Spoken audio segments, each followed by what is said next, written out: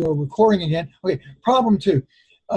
Assume that the economy is operating below full employment and the government's budget is balanced. We don't worry about that. Just the key here is this, right? Below full employment.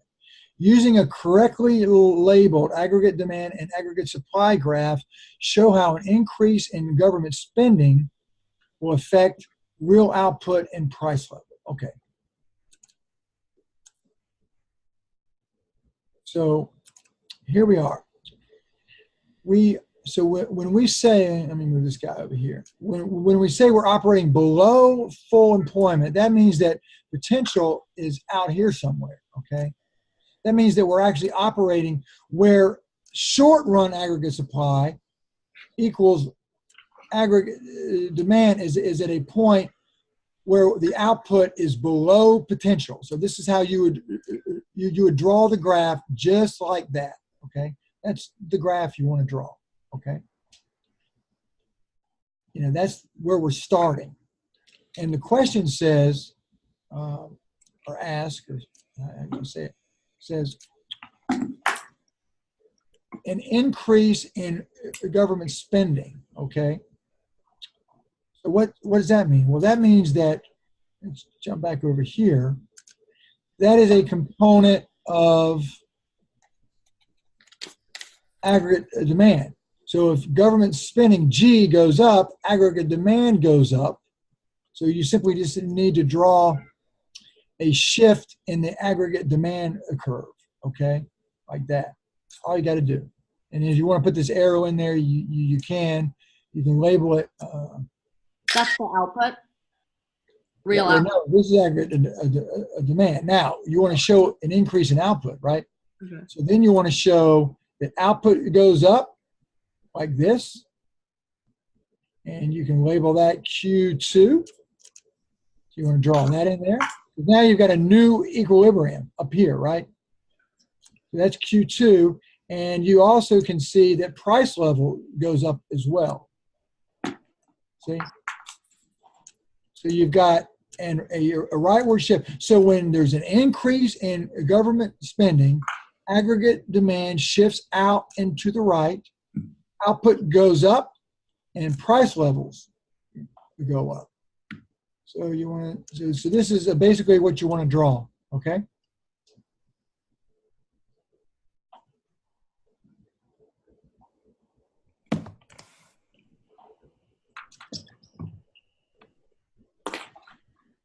Now, the next part of this is, I keep having to shift you guys around.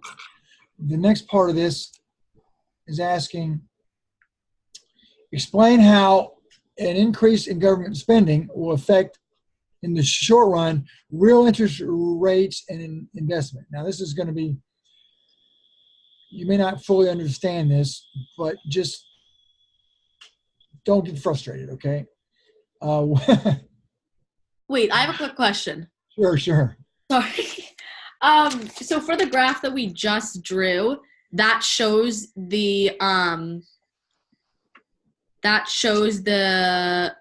effect of real output and the price level.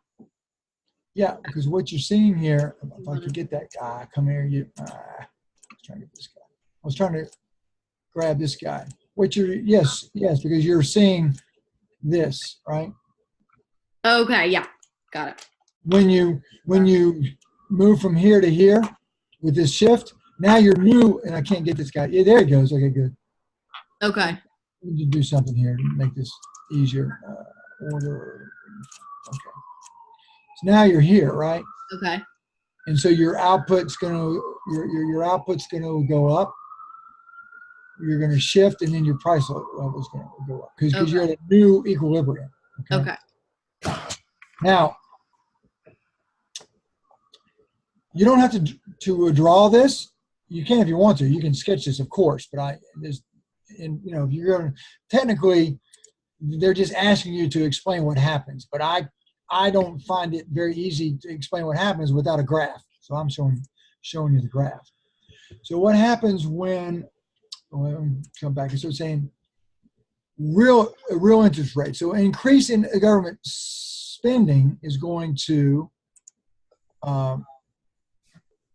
make the demand for money go up. This is like money demand. This is a different graph. This is real interest rates on the vertical axis and loanable funds on the horizontal axis. And when the government spends more, that is going to, let me just make sure I'm telling you correctly here. When the government spends more, that is going to mean that there's going to be more of a demand for funds to be loaned out, right? Because typically when the government spends more, they borrow the money to spend. That's what they do. So there's going to be an increase in demand in loanable funds. So if this shifts out, you're going to get an increase in real interest rate, because interest rates is the cost of money. Think of money as a good, like anything else. If the demand for money goes up, the price of money is going to go up, which means the real interest rate is going to go up. Okay, so the short answer is real interest rates go up. Okay, and the reason why is because money demand shifts out. Right now, the other graph that's helpful here is this graph, which is the investment. Oh, sorry, could you go back to the other graph really quickly? Yeah. So. Thank you.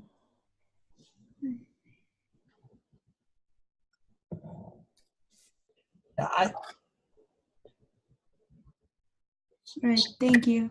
Yeah, sure, absolutely. So now it's asking about. Let me go back. It's asking about investment. Okay, what happens? Well, what's going to happen is that because money has gotten more expensive. Okay. Let me see something. Okay, so since this is a tricky. When we think about an investment, we're thinking about companies borrow money to invest. You know, so higher interest rates means companies are less likely to borrow the money to build a new wing to their factory. So when real interest rates go up,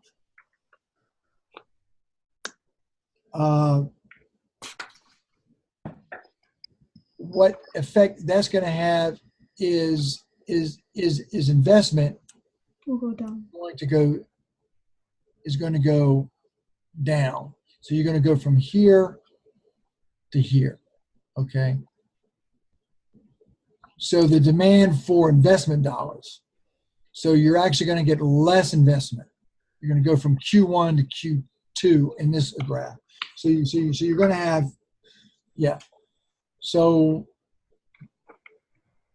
let me know if you need me to re-explain that, or you're not quite sure why that happens. Yeah, can you explain why that happened? Sorry. No, this is good. Okay, the key to this is understanding what kind of investment we're talking about, right? In order for a company to invest, they typically always leverage or borrow some of the funds to invest. And so if they're going to borrow, say I want to expand, and I know that by expanding, I'm going to get a 6% return on my investment. In other words, it's going to earn 6% on whatever I do to expand my factory. Well, if the cost of money goes up to 7%, I'm not going to do it, because it costs more than I'm going to get, right? So typically when interest rates go up, when the cost of money goes up, companies will be less likely to invest because they typically borrow in order to invest. Does that make sense? Yeah. Yes. Anyway, we'll learn a lot. You know, you're not, once again, if you don't fully understand this, don't worry.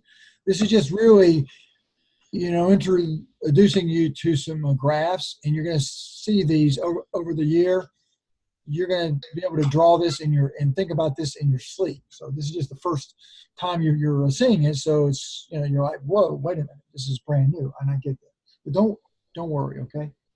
It'll all start to come together as we, move through. Okay, now part C, we're assuming that the government lowers corporate profit taxes. What's going to happen? Okay. So if the government lowers taxes,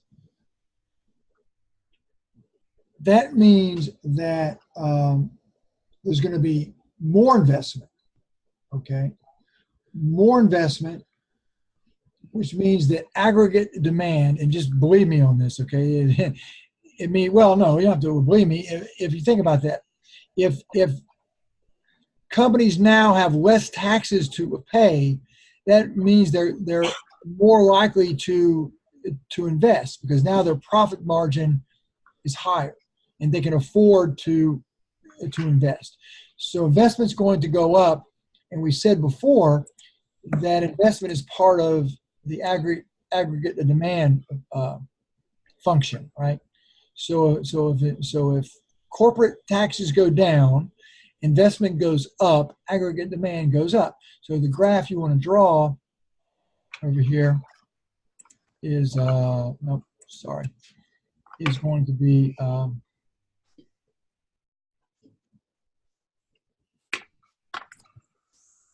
here we go, right down here. You're going to draw a shift in the aggregate demand, just like this, again, okay? Now, remember, we're still operating under full, let me make sure. We're still operating, I'll move you guys so I can see. We're still operating below full employment, okay? So the graph that you draw,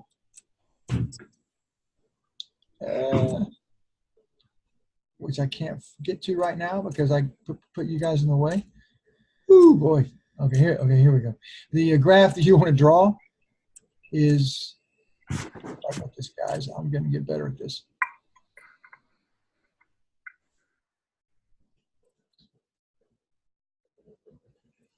Is going to want to show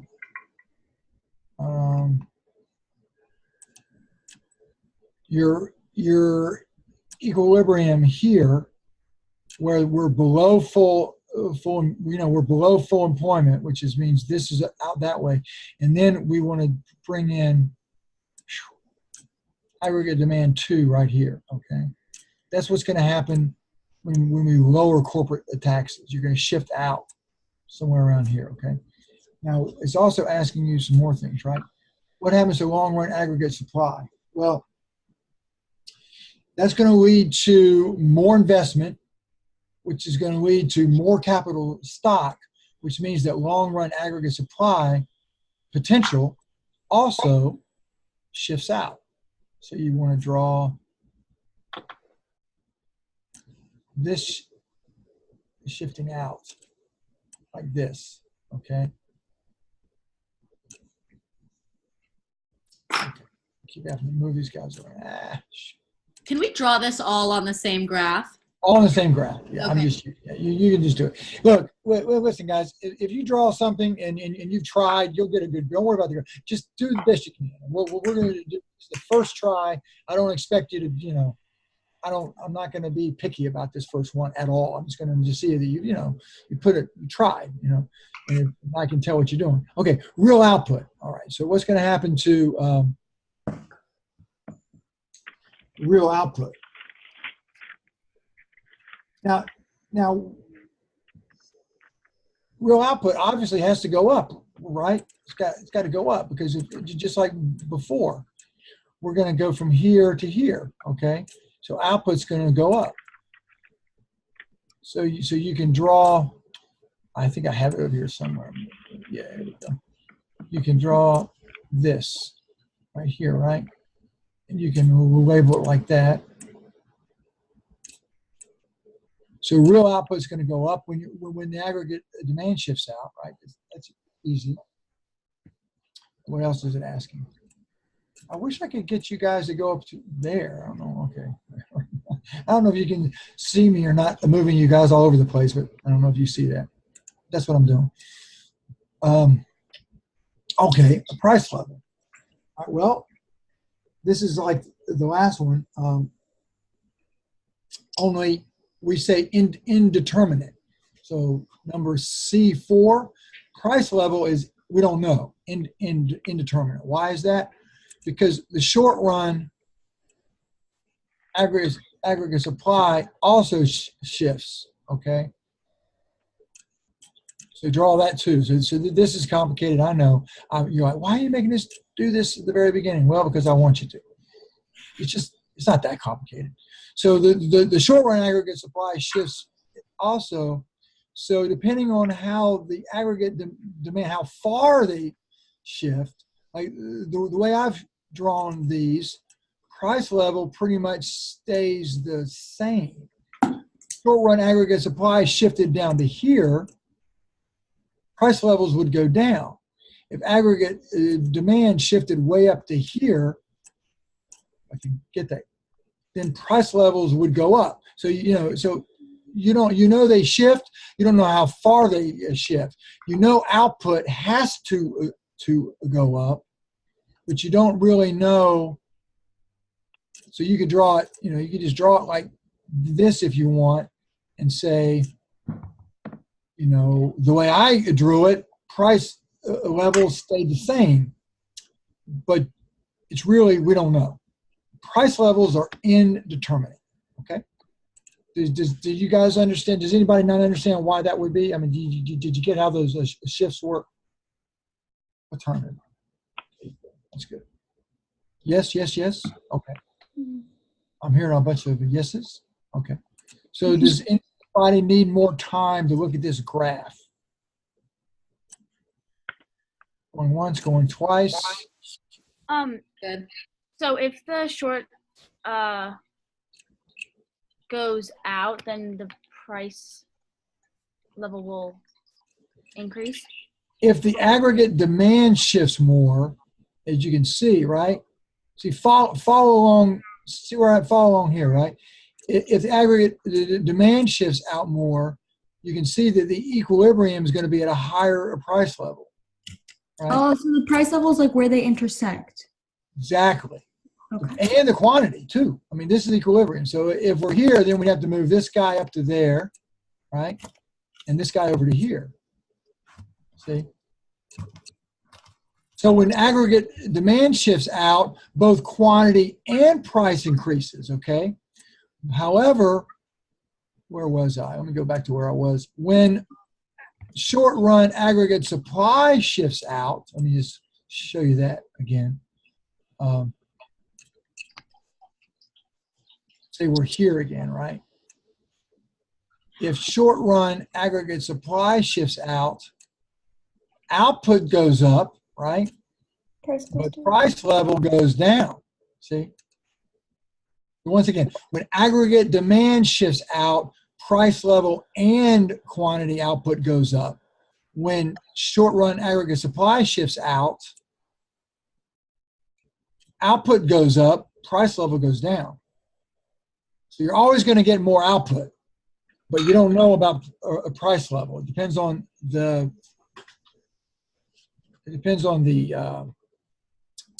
how much each one of those curves shift. Okay, does that make sense? Yeah. Okay, we're almost done. I think we're going to do problem 3 Saturday, and if you can't come Saturday, that's okay. I'll put up a recording so you can just watch it. I mean, unless you guys want to, but I think we've gone kind of long. I mean, I think, after a while, your brain starts to hurt, right? Right? Yeah. Does anybody have a headache? I hope not. Good.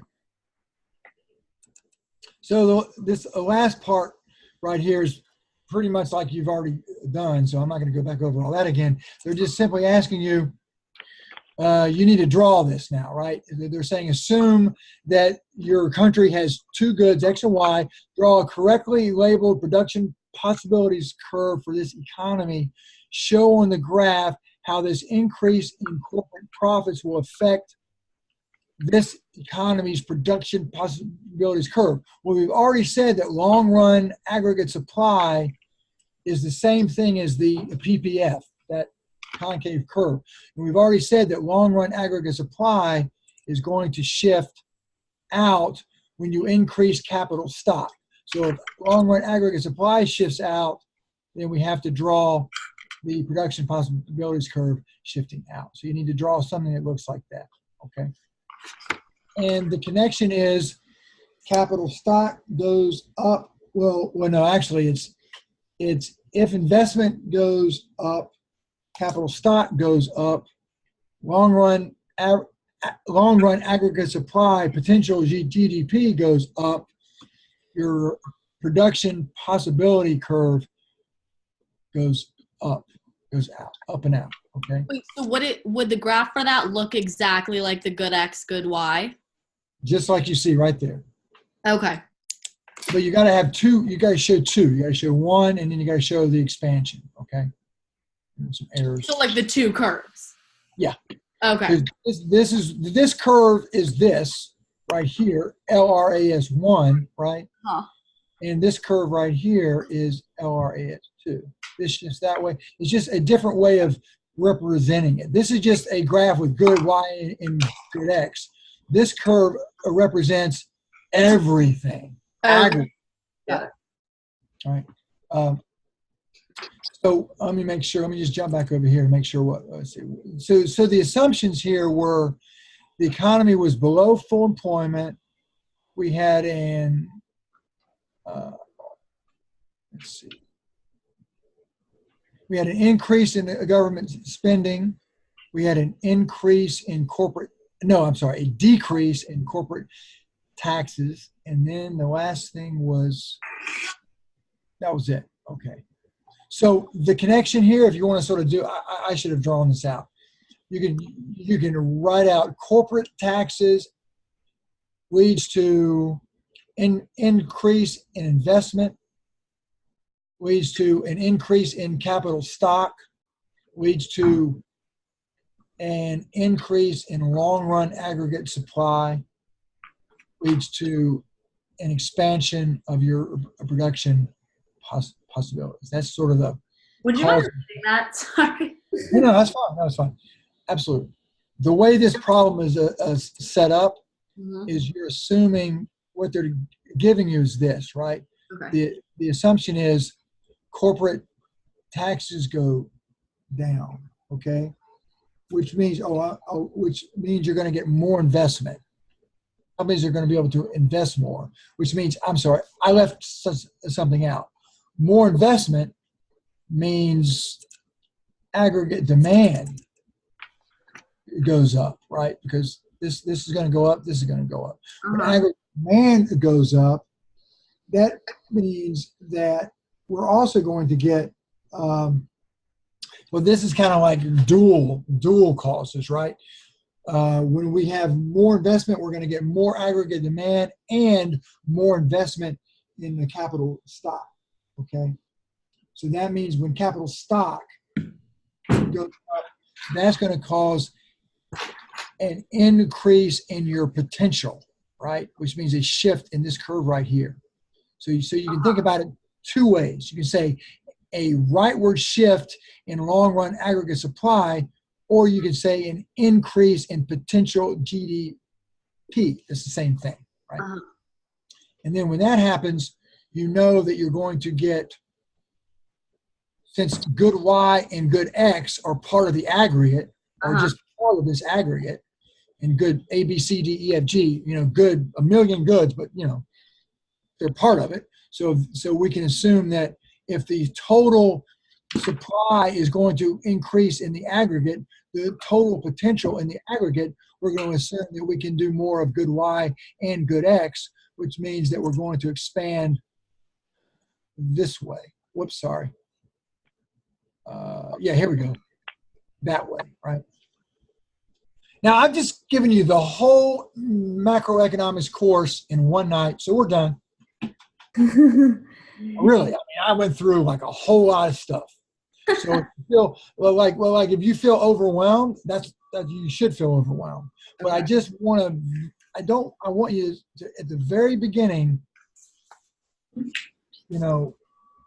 be aware of how you have to sort of think in macroeconomics. Okay.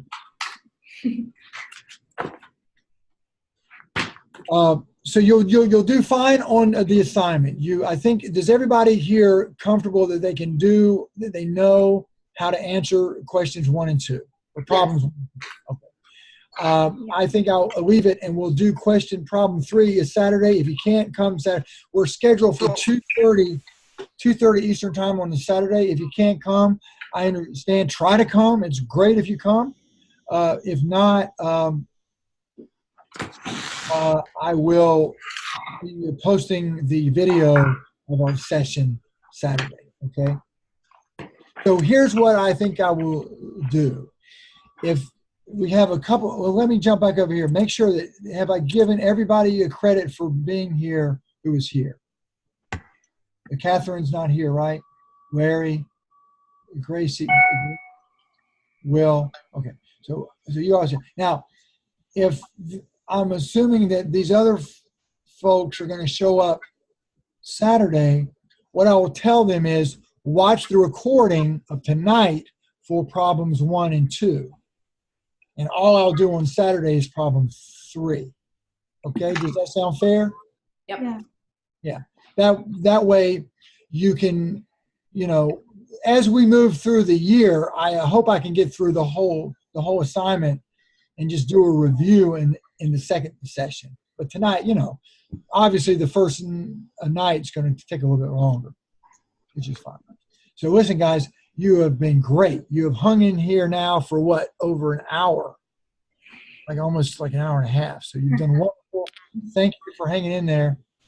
And, never hesitate to send me an email if you have any questions about anything. Okay? I have a quick question. Sure.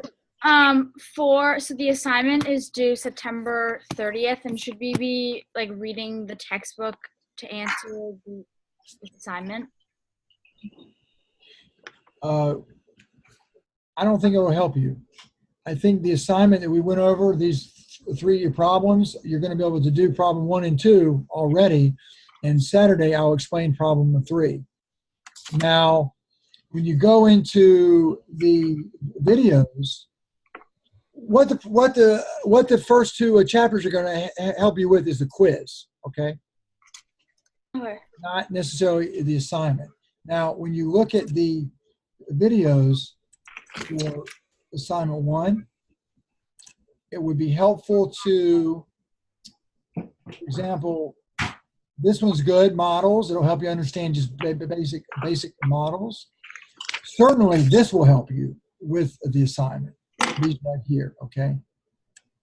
These right here. I explain this, but this is he's better at it than I am.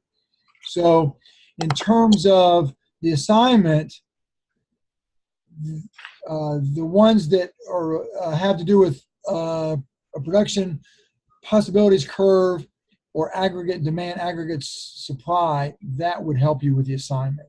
Just understanding it more in depth, right? And then the other videos will be helpful for the quiz. Yes. Or whichever. Yes. And just helpful in general to get an understanding. Now, you guys can you guys give me about 2 more minutes? Because I want to show you the discussion. So I don't want you to forget. This is the discussion, okay? This is based on the book. It's a fun book to read. It's based on the first chapter of The Undercover Economist. When you come in here, you'll click right here. And first of all, I read through the prompt. I'm asking you to, answer. I'm asking you to just read it. You can read it. I'm not going to read it to you. It's pretty easy. So if you read the chapter, you shouldn't have any problem answering the prompt. Make sure that though when you click on it right here, when you get ready, see, someone's already done it. Way to go, Olivia. Wow. Wow.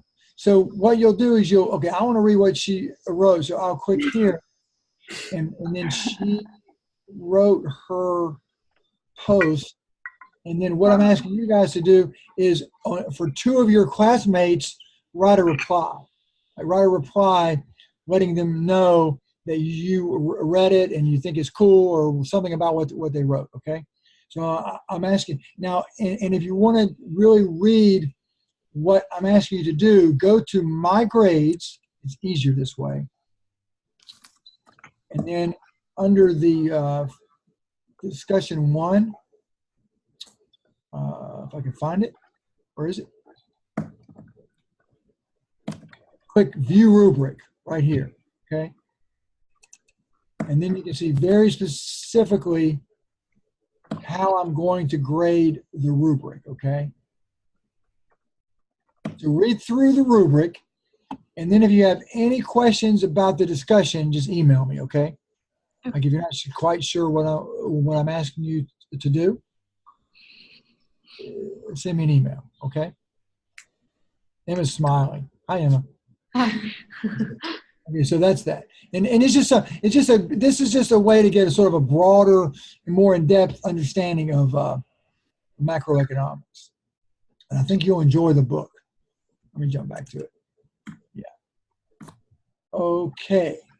So I think that's it. So does anybody have anything else before we say goodnight? No. Okay. Well, thank you guys, and I hope to see you again. If not Saturday, I'm probably going to schedule one more session before the quiz on the 30th. Okay. Thank you. Thank All right. you. All right, guys. Thank you again. Okay, good night.